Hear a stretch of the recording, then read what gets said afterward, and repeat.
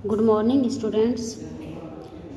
11th class Hindi के संस्कृत खंड के अंतर्गत जो हमारा प्रकरण चल रहा है वह है द्वितीय पाठ प्रयाग। आइए इसके अनुवाद को आगे समझते हैं। भारतस्य स्वतंत्रता आंदोलनस्य इदं नगरं प्रधान केंद्रम आसीत्। भारतस्य अर्थात भारत के स्वतंत्रता आंदोलन से अर्थात स्वतंत्रता आंदोलन का इदम यह नगरम नगर प्रधान यानी कि मुख्य केंद्रम केंद्र आसीत था। भारत के स्वतंत्रता आंदोलन का यह नगर मुख्य केंद्र था।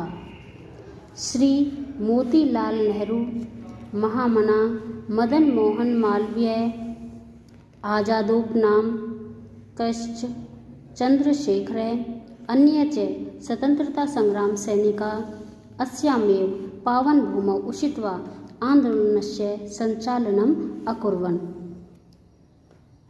श्री मोतीलाल नेहरू, महामना मदन मोहन मालवीय, आजाद उपनाम के चंद्रशेखर यानी कि चंद्रशेखर को आज़ाद उपनाम दिया हुआ था, इसलिए उन्हें चंद्रशेखर आज़ाद बोला जाता था।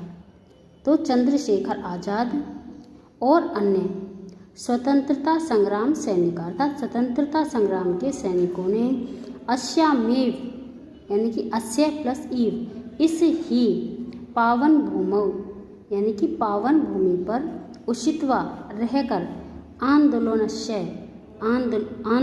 के संचालन का अकुर्वन् किया। श्री मोतीलाल नेहरू, महामना मदन मोहन मालवीय, चंद्रशेखर आज़ाद और अन्य स्वतंत्रता संग्राम के सैनिकों ने इस ही पावन भूमि पर रहकर आंदोलन के संचालन के कार्य को किया। राष्ट्रनायकस्य पंडित जवाहरलालस्य अयं क्रीडास्थली करमभूमिः। राष्ट्रनायकस्य अर्थात राष्ट्र के नायक पंडित जवाहरलाल की अयम यह क्रीडास्थली करमभूमि और करमभूमि है। राष्ट्र के नायक पंडित जवाहरलाल नेहरू की यही क्रीडास्थली और कर्मभूमि है। राष्ट्रभाषा हिंदी प्रचारे संलग्नम हिंदी साहित्य सम्मेलनम अत्र स्थितम। राष्ट्रभाषा हिंदी के प्रचार में संलग्न या लगे हुए हिंदी साहित्य सम्मेलन अत्र यहाँ स्थित है। राष्ट्रभाषा हिंदी के प्रचार में लगा हुआ हिंदी साहित्य सम्मेलन यहीं स्थित है।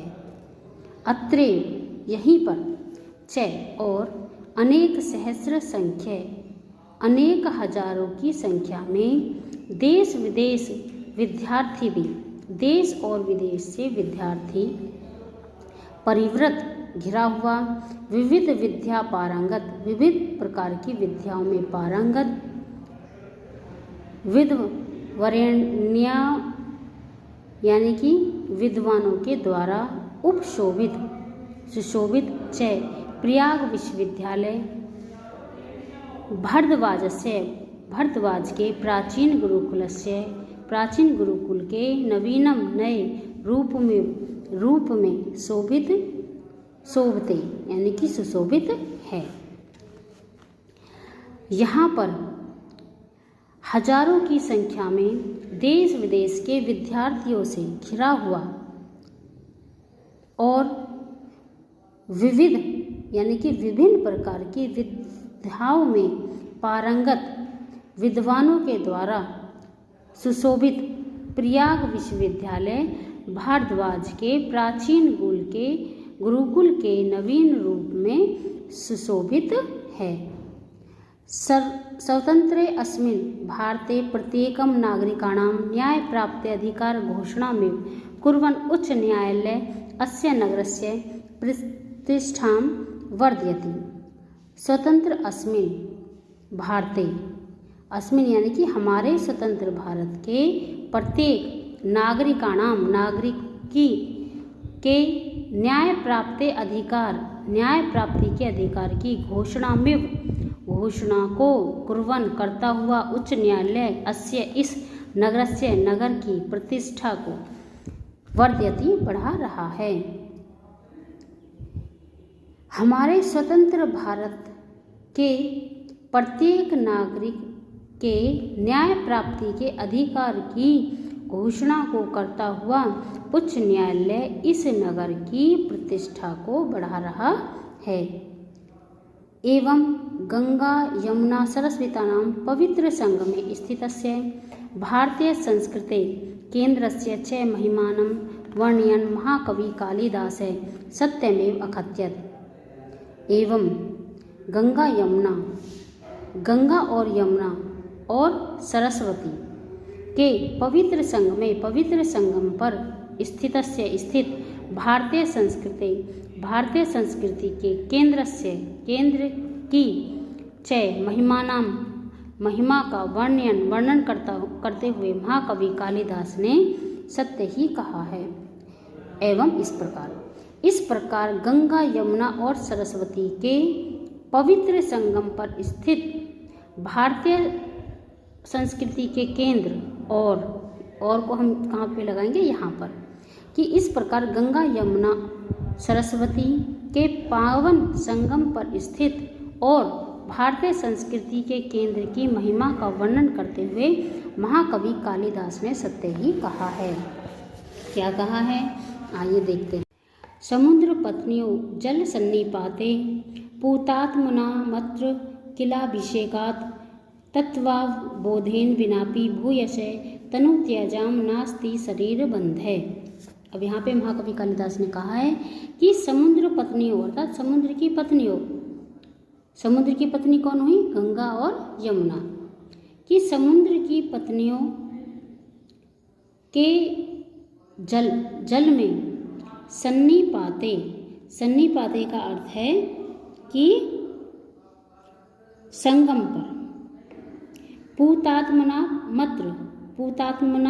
मत्र का अर्थ है कि पवित्र आत्मा वाले, पूत यानी कि पवित्र, आत्मना यानी कि आत्मा वाले।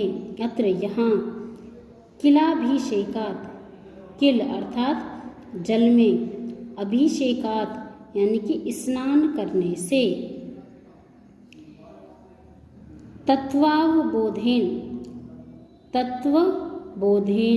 यानी कि तत्व के ज्ञान के बिना भी, भूयश का अर्थ होता है पुनः या दोबारा, तनु अर्थात शरीर को, त्याजाम यानी कि त्यागने पर, नास्ति यानी कि नहीं होते हैं, शरीर बंधन यानी कि शरीर के बंधन में।